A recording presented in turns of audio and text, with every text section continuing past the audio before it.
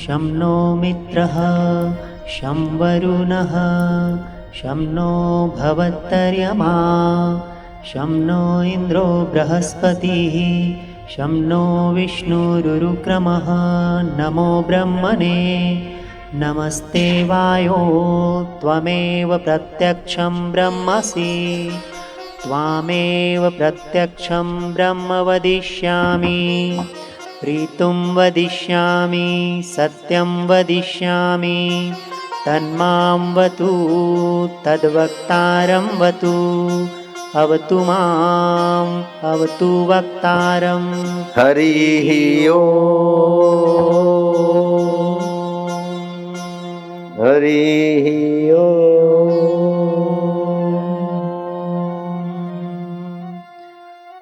इस साधु का श्रृंगार देख लिया। 4 प्रकार के श्रृंगार होते हैं। एक होता है गृहिणी का श्रृंगार, माइयों का, घर में ठीक ठाक लगे। दूसरा होता है धंधा करने वाली नीच वृत्ति के बाजारू वैश्याओं का श्रृंगार, ग्राहक को फंसाने के लिए परफ्यूम आदि लगा के ज्यादा ग्राहक फंसे।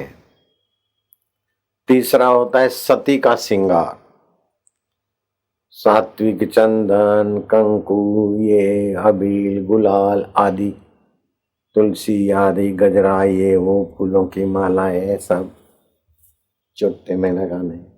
सती का श्रृंगार सुगंधिम पुष्टिवर्धनम, स्वयं भी दिल दिमाग पुष्ट रहे और पति और परिवार में भी वो सुगंधी फैले, ईश्वर को अर्पण करके करना। चौथा होता है संत का श्रृंगार, वैदिक ऋचाओं और मंत्रों का जप करते करते हम बोलेंगे तो ब्रह्म परमात्मा के विषय में बोलेंगे, सोचेंगे तो उसी के विषय में, और सत्य वचन बोलेंगे। वायु ब्रह्म है, अग्निदेव भी ब्रह्म है, सारे देवों में जो ब्रह्म परमात्मा है उसकी प्रतिज्ञा करते हुए मंत्र हुआ और यहाँ श्रृंगार हुआ। फिर ललाट पे चंदन और केसर का लेप लगा। बोलते समय प्राणवायु ऊपर होते हैं, तो वायु ऊपर चढ़ जाए, सिर दर्द न हो इसलिए चंदन, और वायु प्रकोप न हो इसलिए केसर। वो चंदन केसर का साधुओं का श्रृंगार, और बीच में ये तिलक किया। तो यहाँ शिव नेत्र है। शिव नेत्र मतलब कल्याणकारी केंद्र है, छठा केंद्र है। शरीर में कुल 7 केंद्र है, हर एक केंद्र की अपनी अपनी महिमा है, और एक एक केंद्र से 100 नाड़ियां जुड़ी है, और 100 नाड़ियां पे कई हजारों नाड़ियों से, और नाड़ियां प्रति नाड़ियां, पूरा नाड़ी जाल इन केंद्रों से जुड़ा है। तो 72 करोड़ 72 लाख नाड़ियां हैं, उनमें मुख्य ये 7 केंद्र हैं। बालक जन्मता है तब से 7 वर्ष तक उसका पहला केंद्र विकसित होता है। माँ बाप को चाहिए कि बच्चे के जन्म के कुछ दिन बाद, कुछ महीने बाद तुलसी के 3 पत्ते और शहद की 1 बूंद खरल पर उसको रगड़ के बच्चे को चटा दे, तो उसका वो केंद्र तो विकसित रहेगा और बच्चा निरोग रहेगा। बचपन में कफ की प्रधानता होती है, बच्चों की नाक बहना, खांसी आना, ये तो ऐसा करने से बच्चे बुद्धिमान भी होंगे। पेट की तकलीफें होती है 70% बच्चों को, वो भी नहीं रहेगी, और अक्ल होशियारी बड़ी होगी। लेकिन ये तुलसी का रस और शहद चटा दे, दूध से 1.5-2 घंटा आगे पीछे बच्चे होनहार होंगे। अथवा तो संजीवनी है अपने आश्रम की, आधी गोली संजीवनी दे दे तो भी बच्चे निरोग रहेंगे। और 7 वर्ष तक बच्चे अगर निरोग रहते हैं तो आगे उसको रोग से फंसने के दिन नहीं रहेंगे, और रोग आया तो रोग को भगाने वाली ऊर्जा बनी रहेगी। तो जो 7 साल की उम्र में माँ बाप लापरवाह होते हैं तो बच्चे बेचारे वे जवानी में भी बीमार होते रहते हैं और बुढ़ापा जल्दी आता है। देखो कितनी ऊंची बात आप समझ रहे हैं आपके मनन निहालों के लिए। दूसरे 7 साल आपका भावना का केंद्र होता है। 7 से 14 वर्ष तक दूसरा केंद्र सुविकसित होने में होता है। उसमें जैसी भावना भर दो, बच्चा जीवन भर उसी संस्कारों से सज्ज रहेगा। इसीलिए 7 से 14 वर्ष के बीच में बच्चों को ताड़ित न करो, डांटो नहीं। भूत है, पुलिस वाला पकड़ जाएगा, बाबा ले जाएंगे, ऐसा करके बच्चों के मनोबल के साथ अत्याचार ना करो। एक लड़का गया पढ़ने को, मास्टर ने बोला नहीं ये लिखेगा तो मारूंगा, तो उसमें लड़के ने उठाकर मास्टर को थप्पड़ ठोक दी। मास्टर ने बोला ये क्या करता, उसका बाप आ गया, बोले पहला ही हाथ उठाता है महाराज, जरा मास्टर साहब उदार बनो, मेरा बच्चे का मनोबल बढ़ने दो। बुद्धिमान था बाप, बोले मेरे बच्चों ने पहली बार बच्चे ने हाथ उठाया है पीटने वालों को के ऊपर प्रतिक्रिया कर रहा है, शुरुआत है उसकी। महाराज मास्टर साहब सह लो, फीस ज्यादा दे देंगे, ट्यूशन पढ़ाने आए हो, जरा सह लो 1-2 थप्पड़ मेरे बेटे की, उसका मनोबल बढ़ने दो। ये कोई जरूरी नहीं, लेकिन सुनी हुई बात आपको सुना देता हूं। 11-12 साल का रणजीत खेल रहा था। राजा महाशय जवेरी से अपने राज दरबार में हीरे जवाहरात परखने को, खरीदने को परख रहा था। इतने में रणजीत दौड़ता हुआ आया, एक हीरा उठाया, पिताजी मैंने ए हीरे दी अंगूठी बना दो तो कैसी लगेगी। बाप ने बोला अच्छी, मेरा रणजीत और ये साधारण हीरा पहनेगा। जवेरी ने कहा महाशय जी लाख रुपए का सच्चा हीरा है ये, उस जमाने का लाख अभी का 25 लाख मान लो, तो आपका बेटा है, इससे क्या कोई और बढ़िया कौन सा हीरा पहनेगा, कोहिनूर पहनेगा क्या। अरे क्यों नहीं, रणजीत की पीठ ठोक दी। रणजीत है, कोहिनूर अभी अफगानिस्तान में है तो क्या है, रणजीत है, रण में जीत माल करके कोहिनूर लाएगा अफगानिस्तान से और पहनेगा, भारत को दिखाएगा।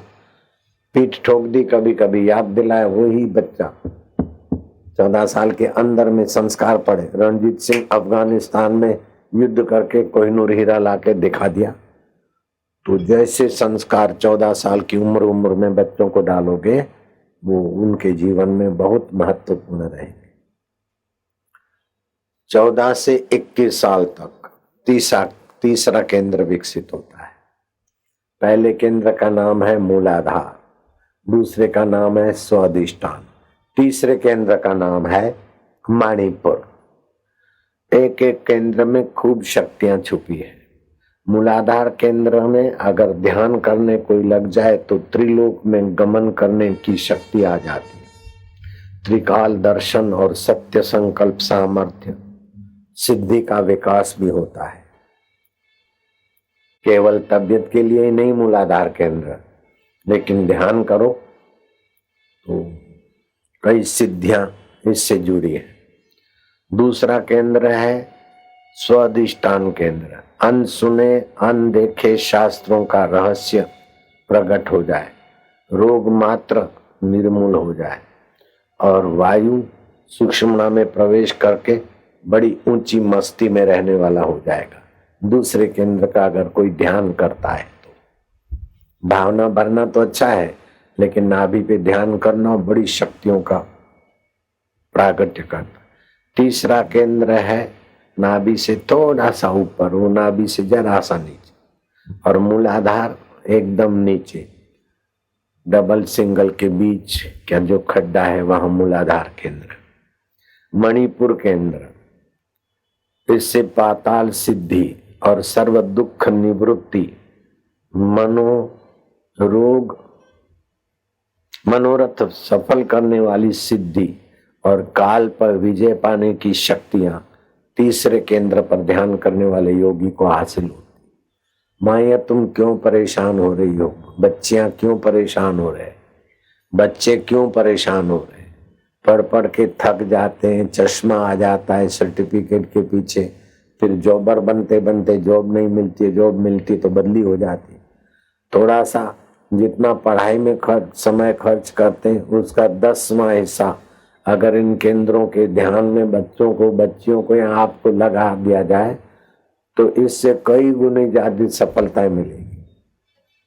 मेरे पास कोई डिग्री नहीं इन मीन, लेकिन एक परिवार को तो क्या हजारों परिवार पल रहे हैं और मुझे कोई ज्यादा परिश्रम नहीं करना पड़ता है, किसी से चंदा नहीं लेना पड़ता है। कभी सुना कि बापू के आश्रम के द्वारा, अहमदाबाद के द्वारा कहीं चंदा हुआ, वहां पैसा भेजो? कभी सुना? 45 साल में। अभी भी ओडिशा में भंडारे चल रहे हैं, कई हजार लोग कई देहात के कई गांव एकत्रित होकर अपने रसोड़े पे आते हैं और 60 किलोमीटर पर 2 रसोड़े खोले हैं। हजारों हजारों किलो रोज चावल बनते, सब्जी बनती, लोग खा रहे। तो क्या मैं कोई जॉब करता हूँ या कोई जॉबरों से मांगता हूँ या किसी सेठों से मांगता हूँ? कभी सुना किसी सेठों को मस्का मारा, नेताओं को मस्का मारा? नहीं। ये अंतरात्मा की शक्तियां आपके सभी केंद्रों में अलग अलग रूप से प्रकट हो सकती है। चौथा केंद्र है हृदय केंद्र, इसको अनाहत केंद्र बोलते हैं। इसकी महिमा अवर्णनीय है। हृदय केंद्र अपूर्व ज्ञान होता है, तो वो अपूर्व दूरदर्शन, दूर स्वर्ण, आकाश गमन, देव और योगियों के साथ मुलाकात, दर्शन, भूचरी, पृथ्वी पर कहीं भी विचरण करे आदि सिद्धियां प्राप्त हो जाती। फिर 5वां केंद्र है यहाँ कंठ का। कंठ पर ध्यान करे, कंठ पे ध्यान करने का अभ्यास करे तो वो ब्रह्म ज्ञानी बन जाएगा जल्दी से। दुख सुख में जो जरा जरा बात में दुखी हो जाते हैं, जरा जरा बात में सुखी हो जाते हैं, वो तो मूर्ख बुद्धि के हैं। जैसे बच्चे थोड़े से लॉलीपॉप चॉकलेट में प्रसन्न हो गए, जरा सा कुछ छीन लिया तो रोने लगे, ऐसे ही जरा सा बदली हो गई तो दुखी हो गए, जरा सा प्रमोशन हो गए तो बाँछें खिल गई। वो बहुत हल्की मति के माने जाते। जो जरा से दुख में दुखी हो जाते, जरा से सुख में ज्यादा सुखी हो जाते, उनकी मति तुच्छ होती है, नीचे के केंद्रों में रहते और वो नीचे के केंद्र भी विकसित नहीं है। तो जो यहाँ रात को सोते समय अपने गुरुदेव का ध्यान करते अथवा ऐसे ही ओमकार का ध्यान करते अथवा ऐसे ही चिंतन करते करते सोते हैं और ध्यान में भी इधर जो ध्यान करते, वो जैसा अमृत तैसी विष खाटी, जैसा मान तैसा अपमाना, हर्ष शोक जाके नहीं वैरी मित समान, कह नानक सुन रे मना मुक्त ताहि ते जान। वो मुक्त आत्मा बन जाएंगे आसानी से। कंठ के ऊपर ध्यान करने वाला व्यक्ति जरा जरा बात में जो चलित हो जाते, वे बड़े काम नहीं कर सकते, बड़े ऊंचे निर्णय नहीं कर सकते हैं, उनसे ऊंची उम्मीदें नहीं होती है। शणे रुष्टा शणे तुष्टा, रुष्टा तुष्टा शणे शणे। तो ये 5म केंद्र, इसको विशुद्धाख्या केंद्र बोलते हैं। इसका ध्यान करने से अथवा अपन सत्संग के समय करवाते ना, वो लोगों को भले पता न हो लेकिन उनको फायदा बढ़िया होने लगता है। ये विस्तार से सबने नहीं सुना होता है, लेकिन लगभग दीक्षा के समय और सत्संग के समय ये प्रयोग अपन कराते हैं। ऐसा जिन्होंने किए हैं वे हाथ ऊपर करो, तो इससे फायदे होते हैं। भले आपको पता न चले, लेकिन आपको किससे क्या फायदे होते हैं वो मैं जानता हूँ और मैं करवा लेता हूँ, हंसते खेलते मजाक में विनोद में। जैसे आप ताली बजाते और ओम ओम जपते हैं, तो इससे आपको कितने फायदे होते हैं मैं बोलने लगूं ना तो आप दंग रह जाएंगे। 72 करोड़ 72 लाख नाड़ियों में सात्विक संचार होता है। जिगर, पेट और मस्तक के रोग तो भाग जाते हैं, मन के दोष और विकार भी नष्ट होने में मदद मिलती है और कई कई फायदे होते हैं। ये खाली हास्य प्रयोग जो कराता हूं ना, उससे भी आपको कई फायदे होने उसी समय पता नहीं चलता, लेकिन जीवन में वो साथ बना रहता है लाभ। हमारे साधक इतने दुखी नहीं होते, इतने चिंतित नहीं होते जितने निगुरे लोग दुखी और चिंतित होते। हमारे साधक जिन्होंने मेरे से दीक्षा ली है, उसके संपर्क में आने वालों को पता चलता होगा कि बापू बड़े पावरफुल है और बापू के चेले भी बड़े पावरफुल है, चलियां भी बड़ी पावरफुल है। अरे भैंस चराने वाला भी पावरफुल हो जाता है। क्षितिज सोनी नाम का लड़का था, इलाहाबाद में आया, बैठ गया, बोले इतना बड़ा प्रसिद्ध महात्मा है, भैंस चराने वाला बैठ गया। फिर गुरु महिमा गुरु दीक्षा की महिमा सुनी, सारस्वती मंत्र ले लिया। बोले बाबा मैं कंगाल तो ऐसा कि भैंसे चराने जाता तो चप्पल खरीदने के लिए 2.5 रुपए नहीं होते थे, टायर की चप्पल 8-8 दिन तक पैर जलाते जलाते जाता। और तो ऐसी कंगालियत कि घर में बर्तन नहीं पानी पीने का, करमंडल ले जाए या लोटा ले जाए, मोबिल ऑयल का जो डब्बा होता था उसमें मैं पानी ले जाता था और रात की रोटियां ले जाता और भैंसों के बीच में भैंसा बन गया।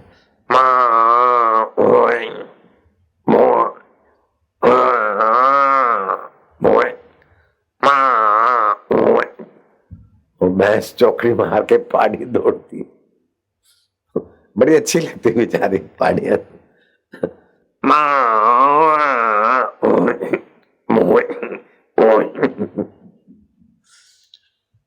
बारहवीं में 60% लाते लाते पसीना आ गया, लेकिन सारस्वती मंत्र दिया और ऐसी याद शक्ति के केंद्र खुले कि अभी गो एयरलाइन में चीफ इंजीनियर है, वो भैंस चराने वाला छोरा, और 1,80,000 रुपया पगार मिलता है।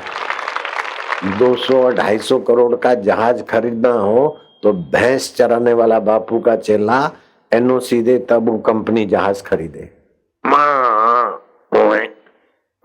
ओके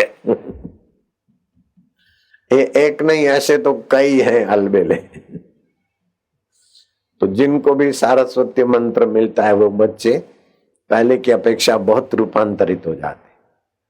तो उन बच्चों को ये भी सिखाता हूँ, सारस्वती मंत्र भी। और यहाँ आपको पता है कि आदमी जब नहाता धोता है तभी श्रृंगार कर ले, तिलक लगाना हो, कुछ भी करना हो, बाल संवारना, तो इधर आकर सत्संग के जगह पर ही मैं तिलक कर लगाता हूँ। क्यों? कि इस तिलक से जो फायदे होते हैं वो हिंदू लोग भूलते चले जा रहे हैं। इसलिए मेरे को देखते हुए भी छोड़ी, नकल से भी अकल बढ़ेगी, शक्ल भी बढ़ेगी। तो इससे एक तो कई और भी फायदे होते हैं सात्विक श्रृंगार से। लाली, लिपस्टिक, ये सब तामसी श्रृंगार है, इससे नुकसान होता है। तो पंचम केंद्र है विशुद्धाख्य। तो पहले 7 वर्ष में मूलाधार, दूसरे 7 वर्ष में स्वाधिष्ठान, तीसरे 7 वर्ष में मणिपुर केंद्र विकसित होता है, बुद्धि, निर्णय शक्ति। चौथे 7 वर्षों में अनाहत केंद्र विकसित होता है और 5वें 7 वर्षों में विशुद्धाख्याय केंद्र अगर विकसित होता है उन्हीं दिनों में, 49 साल की उम्र में, 42 से 39 साल की उम्र में, अगर इस कंठकूप का कोई ध्यान करे, युवक युवती, बाप रे बाप, कोई सर्टिफिकेट की जरूरत नहीं, चारों वेदों का ज्ञान, दुनिया के कई रहस्य जो विज्ञानी नहीं जानते, विज्ञानी नहीं बोलते, वो बोलने लगेगा। 4 वेदों का रहस्य समुद्र के रत्न के प्रकाश की नाई उसे प्रकाशित हो गया। मन और प्राण उसके एकाग्र हो जाएंगे। कर्ता अगर उस विशुद्धाख्या केंद्र में रुक कर क्रोध करे तो पृथ्वी को कंपायमान कर दे। विश्वामित्र का यहाँ ध्यान सिद्धता। तो आए, दशरथ को कहा कि मैं यज्ञ कर रहा हूँ, राक्षस उसमें हड्डियां डालकर मेरा यज्ञ ध्वंस कर रहे हैं, तुम्हारे 2 बेटे मेरे को दे दो यज्ञ की रक्षा करने के लिए। दशरथ के लिए 2 बेटे देना 2 आंखों के तारों से भी कीमती था। बोले ये तो महाराज मैं नहीं दे पाऊंगा। बोले कोई बात नहीं, देख लेंगे हम। अब दशरथ जो राम भगवान को बेटा बनाने की तपस्या वाला, वो दशरथ घबराया और वशिष्ठ महाराज ने मामला संभाल लिया। दशरथ को कहा कान में कि तुम चिंता न करो, हाँ भर दो, नहीं तो ये क्रोध करेंगे तो पृथ्वी को कंपायमान कर देंगे, क्योंकि विशुद्धाख्य केंद्र की सिद्धि के धनी है। और राम लक्ष्मण ऐसे महापुरुष के साथ जाएंगे तो उनका भी भलाई होगा। ये भले तुम्हारे को आपको लगता है कि राक्षस वज्र की नाई और ये मक्खन के पिंड राक्षसों से कैसे लड़ेंगे, वो विश्वामित्र की शक्ति इनके द्वारा काम करेगी, यश इनको मिलेगा और ये पूजे जाएंगे। तो राम और लक्ष्मण विश्वामित्र के हवाले करना पड़ा। दशरथ नहीं चाहते थे, लेकिन दशरथ का ये केंद्र विकसित था। जरा सा दिखाया, लाल आंख, महाराज क्षमा कीजिए। राम लक्ष्मण मेरे पुत्र नहीं है, आप ही के हैं, आप ही के हैं, आप ही के हैं, आप प्रसन्न होइए। इस केंद्र में टिक कर योगी जो आशीर्वाद दे अथवा नाराजी करे तो सामने वाले को छठी का दूध याद आ जाए और दुआ करे तो निहाल हो जाए। ऐसा ही केंद्र होता है। इससे भी आगे जहां मैंने ये तिलक किया, इस केंद्र की महिमा है। इसको बोलते आज्ञा चक्र। अभी विज्ञानियों ने थोड़ी अपने योग विद्या की स्टडी करके बड़े रहस्य पाए और अपने को चकित मालूम किया। जैसे जे मार्गन विज्ञानी, इंडियन ओमकार मंत्र इज वेरी पावरफुल। होगा हिंदुस्तान का ओमकार मंत्र वेरी पावरफुल। ओमकार मंत्र बड़ा पावरफुल है। मैंने मेरे पेशेंटों को बिना दवाई के 3 अस्पताल मेरी हैं, मैंने खोली Omkar therapy. Repeat and repeat only Omkar mantra. Stomach problem,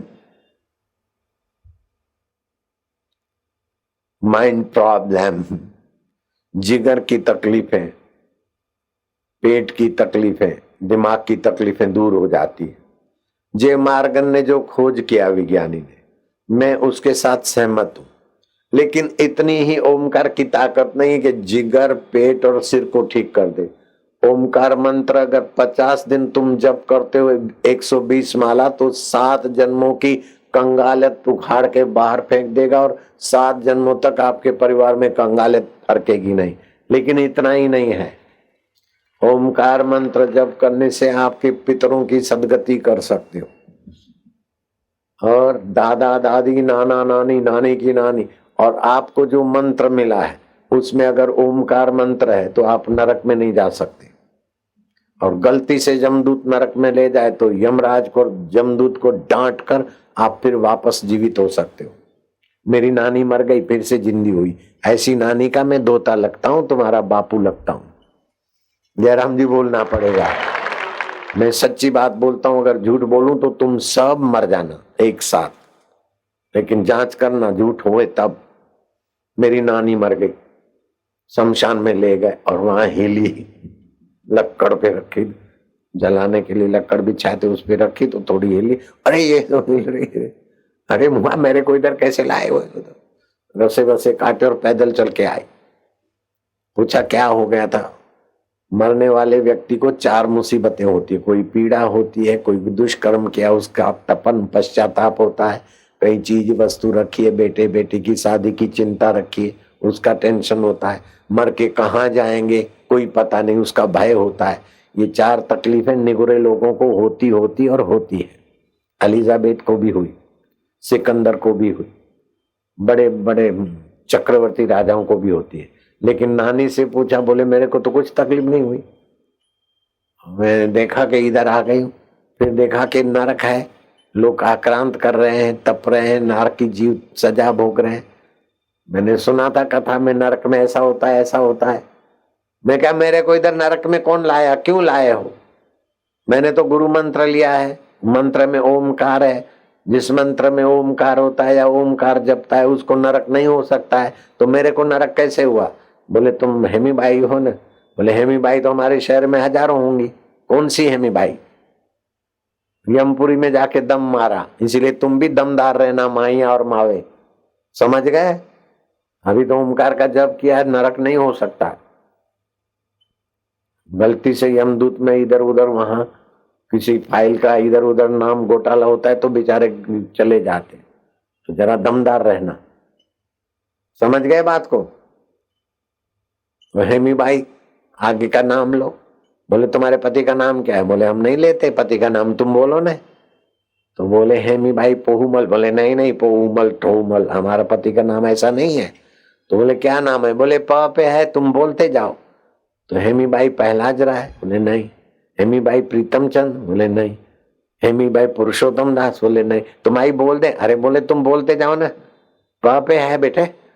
तो बोलते गए हेमी भाई पुरुषोत्तम दास? बोले नहीं। तो हेमी भाई प्रेम कुमार? बोले कुमार हटा दे, चंद लगाओ। तो बोले हेमी भाई प्रेमचंद? बोले हाँ। अरे तो हम तो गलती कर दिया। यमराज ने कहा जाओ जल्दी छोड़ के आओ। तो फिर मेरे को शरीर में छोड़ गए। फिर मेरी नानी 39 साल जिंदी रही। तुम्हारी नानी न मरे तो अच्छा, लेकिन मरने वाली हो तो उस समय ओम ओम करना। और जो मर जाए कितना भी पापी हो, मरते समय उसको अग्निदान देते समय उसके शरीर पर तुलसी की सूखी लकड़ियां रख दो, मुंह में आंखों पे।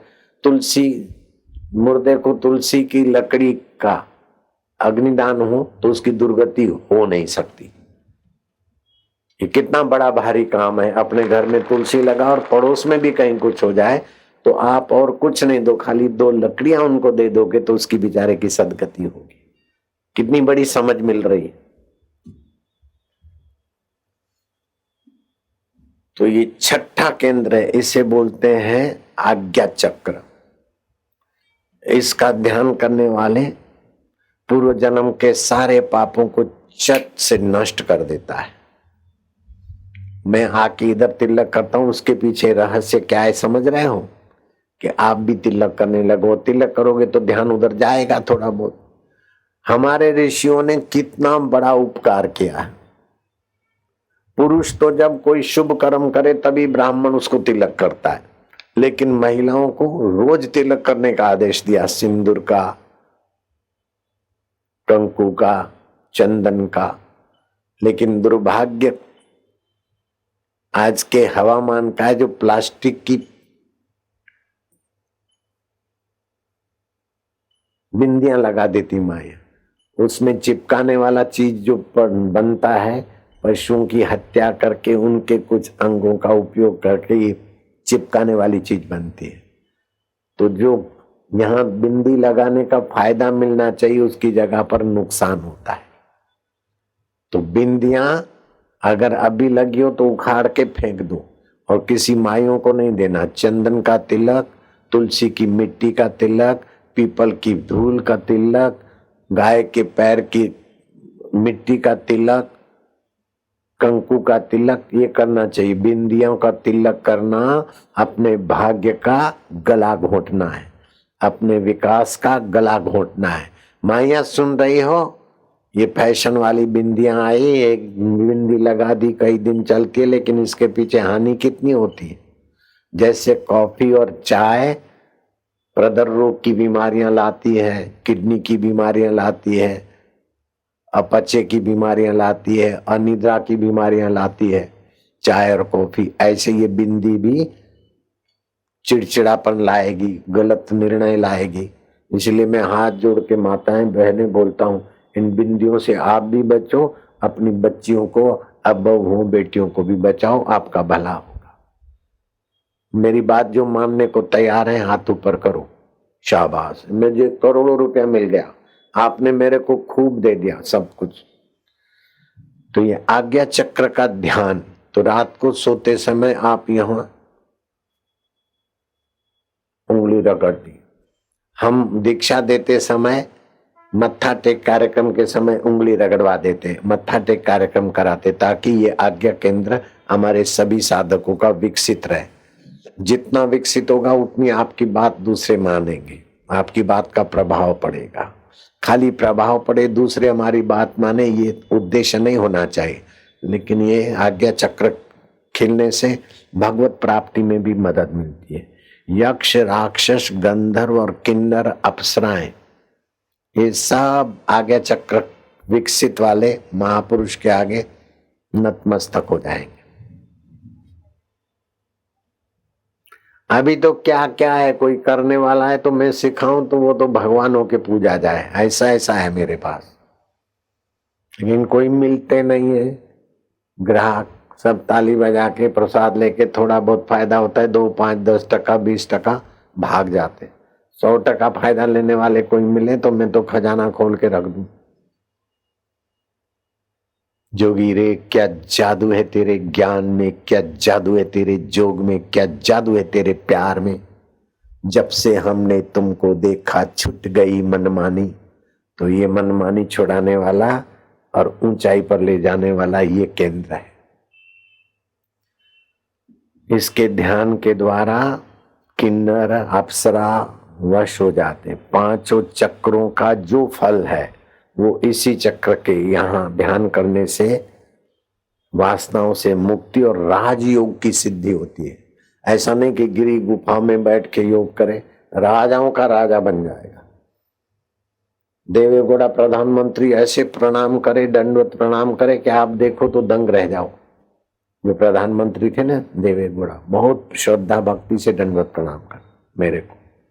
अटल जी का तो आपने देखा पड़ा होगा। ऐसे ही चंद्रशेखर प्रधानमंत्री थे, मेरे से मिलने आए, और दूसरे भी कोई प्रधानमंत्री मिले। ये प्रधानमंत्री तो क्या पद है, इंद्र का पद भी ऐसे योगी के आगे छोटा हो जाता है। 33 करोड़ देवता जिसके अंडर में है, 12 मेघ जिसके अंग अधीन है, ऐसा इंद्र भी ब्रह्मज्ञानी महापुरुष के आगे नतमस्तक हो जाते। वो इंद्रदेव बोलते हैं कि मैं 33 करोड़ देवताओं का स्वामी होते हुए भी मुझे खुशी चाहिए, आनंद चाहिए, तो अप्सराएं नाचे, गंधर्व गाए, साजी साज बजाए, तब मुझे मजा आए। लेकिन इन केंद्रों के विकसित वाले आत्मा परमात्मा का साक्षात्कार किए हुए महापुरुष की नजर जितने लोगों पर पड़ती है, उनको ऐसे ही शांति मिलती है, ऐसे ही प्रसन्नता मिलती है, ऐसे ही दुर्गुण दूर होने लगते हैं। ये सत्संग करने वाले ब्रह्मज्ञानी महापुरुषों की महिमा इंद्र बोलते हैं कि हम इनका वर्णन नहीं कर सकते। आप बोलना, हाँ, तुलसीदास जी के वचनों में, 3 टूक कॉपी न की, 3 टूक कॉपी न की। बोलते नहीं तुम नहीं बोलोगे तो मैं भी चुप होके बैठ जाऊंगा। फिर जाओ,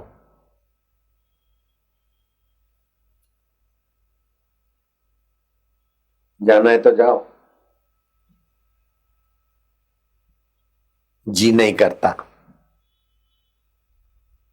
गुरु जी तुम तसल्ली न दो, सिर्फ बैठे ही रहो, महफिल का रंग बदल जाएगा, गिरता हुआ दिल भी संभल जाएगा, संभल जाएगा।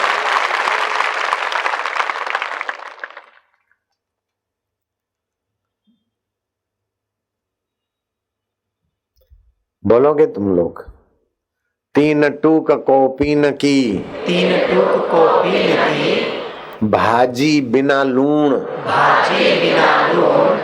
वो महापुरुष गरीब तो ऐसा है कि लंगोटी में 3 थिगड़े हैं, कपड़े का टुकड़े भी नहीं, एक टुकड़ा कपड़ा भी नहीं, इतना गरीब हो। लेकिन ये केंद्र विकसित है तो इंद्र से भी ज्यादा सुखी। भाजी मिल गई है, उसमें नमक डालने का व्यवस्था नहीं है, ऐसी गरीबी है। 3 टूक कॉपी न की, 3 टूक कॉपी न की, भाजी बिना लूण, भाजी बिना लूण। तुलसी हृदय रघुबीर बसे, तुलसी हृदय रघुबीर तो बसे। इंद्र बापड़ा कौन, तो इंद्र बापड़ा। इंद्र बेचारा क्या होता है उस ब्रह्म ज्ञानी के आगे। तो इस आज्ञा केंद्र का ध्यान और इसका विकास जो लोग योगी करते हैं, तो किन्नर अप्सरा आदि सब उनके आगे बबलू हो जाते हैं, उनकी वासना शांत हो जाती है, और राजयोगी, राजाओं के राजा ऐसे योगी हो जाते। फिर 7वां केंद्र है